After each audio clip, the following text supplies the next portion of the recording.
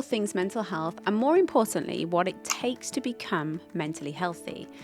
Now, on today's episode, I'm going to be talking about something that I feel as a therapist is so important, and that's that we all understand the subtle but powerful separation in our words and how we speak.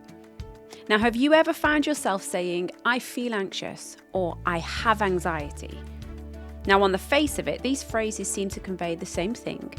But if we take a step back and reflect, we can see that they paint very different pictures of our mental health. We're here to explore the linguistic subtleties of these everyday expressions and delve into how they might influence our perception and our experience of mental health. So buckle in, we're in for an interesting journey. So let's start by breaking down these two statements.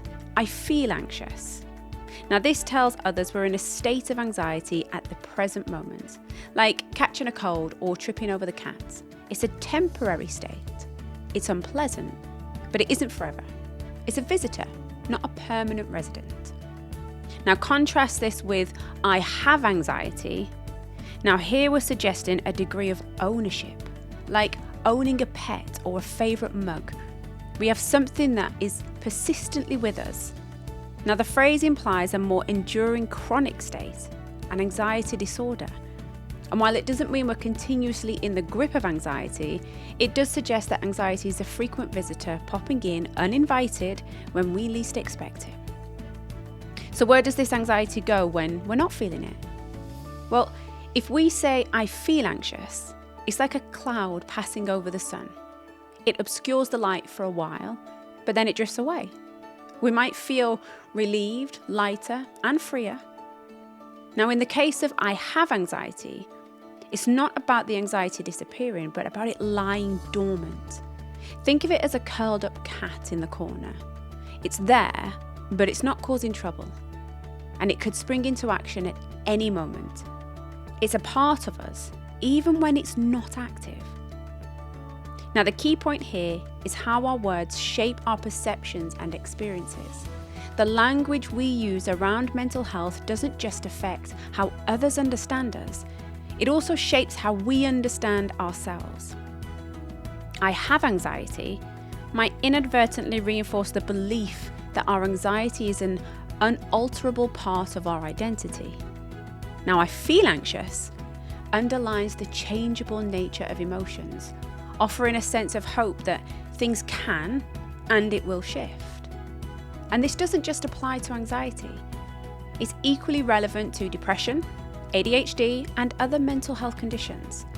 Now, we often say, I have depression or I am depressed, rather than I feel depressed. Yet, the latter can provide a gentle reminder that our current state is not fixed, but changeable. Now, this isn't about downplaying the very real challenges of mental health conditions. It's about empowering ourselves through the language that we use. The shift from saying that I have to I feel can be a positive step towards promoting a healthier relationship with our own mental health. Why? Because our words help to shape our reality. The language we use impacts our mindset and our perspective, influencing how we see ourselves and our place in the world. Now, by saying I feel, we acknowledge our feelings without letting them define us. We acknowledge their presence, but we also assert that they don't own us. And instead of I have depression or I am depressed, consider saying I feel depressed. Rather than I have ADHD, why not try I experience symptoms of ADHD? It's a small linguistic tweak, but it can lead to a profound shift in how we perceive our mental health. So let's be mindful of our words. Let's shift our language to reflect the reality that our feelings are visitors. They're not permanent residents. Let's acknowledge that while we can be intense and challenging, they don't define us. Take a moment today and try to notice your words. Do you have or do you feel? And what might change if you start feeling your feelings rather than having them? Language is a powerful tool and it's in our hands. So let's use it to promote a healthier, more empowering conversation around mental health. Let's say, I feel, and start shaping our reality in a positive way. Now, this isn't a silver bullet. Mental health is complex and everyone's experience is unique. But considering how our language shapes our perspective can be a small, positive step towards better mental health. After all, small steps can lead to big changes. And believe it or not, the subtle shift from have to feel can bring several benefits, not just for us, but for also the people around us. Firstly, saying I feel helps us to remember that our emotional state is fluid, not static. It's like the weather, sometimes sunny, sometimes rainy, but always changing. Now, this acknowledgement can empower us to seek out methods of support and self-care, knowing that the situation isn't fixed, but it's variable. Secondly, it changes how we view ourselves in relationship to our mental health. We're not our anxiety, our depression, or our ADHD. We are complex, multifaceted individuals who happen to be experiencing these symptoms.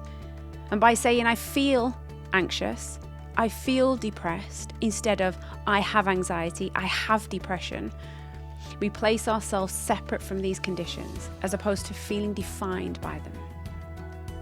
This gives us a greater sense of control over our lives and the confidence to tackle our mental health challenges head on. Lastly, it affects how others perceive our mental health. By using the language of feeling, we can encourage more understanding and empathy from those around us.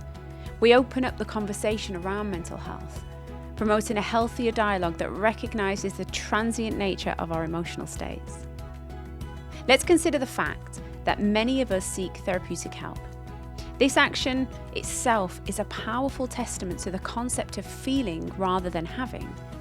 To reach out for therapy, we must harbour some belief in the possibility of change, some kernel of hope that things can be different. We acknowledge that we feel a certain way and that those feelings can shift. Now imagine if we wholly believed that we had depression, in the sense that it was an unalterable part of our existence. Would we then see the point in seeking therapy? Perhaps not. But because somewhere deep within us, we recognise that we feel depressed, and we understand that feelings like the weather are subject to change. We take that step. We sign up for therapy. We lean on a friend. We read a self-help book. We believe in the possibility of feeling different. This belief is more than just a hunch. It's backed by neuroscience. Our brains have this marvelous ability called neuroplasticity. It's the capacity of our neurons, the nerve cells, to change their connections and behaviour in response to new information, sensory stimulation, development, damage, or dysfunction. Despite our feelings and experiences in the present moment, our brains have the potential to change and adapt throughout life. When we say, I feel anxious, or I feel depressed, we're tapping into that potential. We're saying, this is how I feel right now, but it's not how I'll feel forever. It's a nod to our brain's capacity for change and our resilience as human beings. So let's not underestimate the power of the words we use when talking about mental health, both with others and with ourselves. Our words matter. They shape our reality and they influence how we navigate our mental health journey. Whether it's depression, anxiety, ADHD, or any other condition, let's affirm our capacity to feel, to change, and to grow. In every I feel statement, let's recognize the strength, the courage, and the potential for change that it signifies. Let's keep the conversation around mental health fluid, open, and hopeful, just as our emotional states are. After all, we're not just having our lives passively, we're actively feeling and shaping them with each passing moment. And that's a powerful thing. And that's it for today's podcast. I really hope that today's episode has really brought you some food for thought and will have you looking at your language patterns that you use around your mental health. Just remember the message from today. Do you have or do you feel? Now, until the next time, take care of your mental health, be safe, and I'll see you in the next episode.